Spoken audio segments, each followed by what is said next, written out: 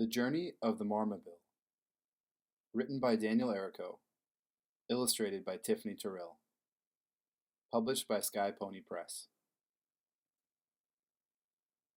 A marmobile was searching on the rainy forest floor.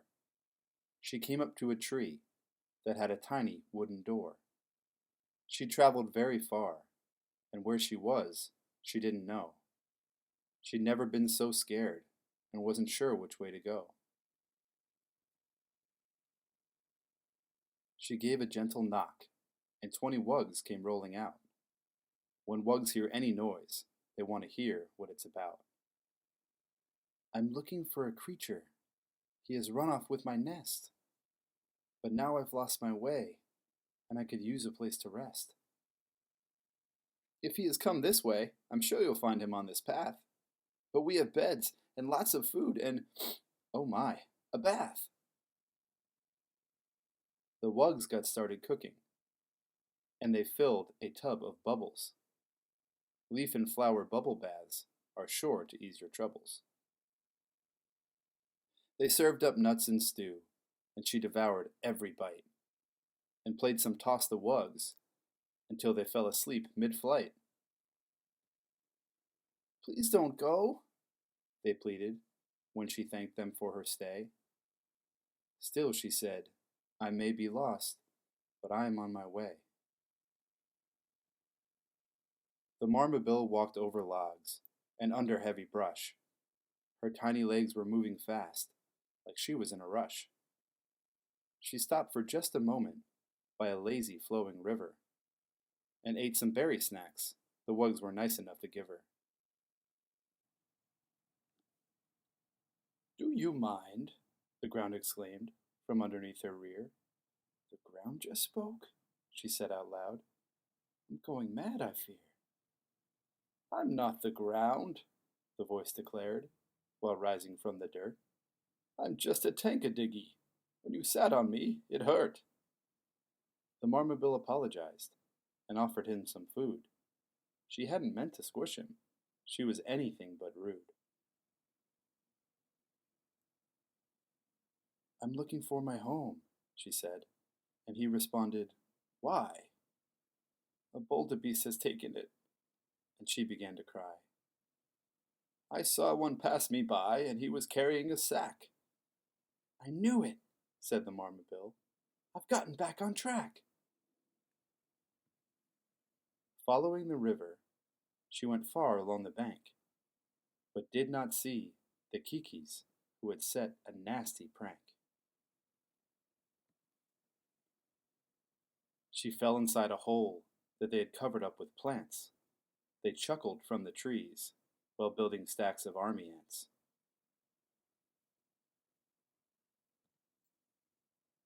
She slipped along a muddy slide that traveled underground, and when it stopped, that marmobile was all mixed up around. More confused than ever, she was in a darkened cave, but being lost and scared is what will teach you to be brave. She couldn't see a thing, but she could hear as well as ever, giving her a thought that was as odd as it was clever. She grabbed a bunch of rocks and started throwing here and there, and when they hit a wall or dip, the sound would tell her where. She walked along, that is until she threw one at the ceiling. It made a funny sound that gave her quite a scary feeling. Instead of hitting stone, she hit a soundly sleeping fluther. Soon its eyes lit up and started waking up another. 100 fluthers fluttered down, glowing emerald green. Having just been woken, they were acting cranky mean. They chased her down a tunnel till she ended up outside. A fluther pulled her by the tail and took her for a ride. She grabbed a branch while flying by and managed to break free, and found herself on top of a Bonanza Bonza tree. I see him, said the marmobile, that thieving wildebeest. He sat beneath a waterfall she spotted to the east. She grabbed the nearest vine and started swinging through the air. But when she reached the wildebeest, he gave an icy stare.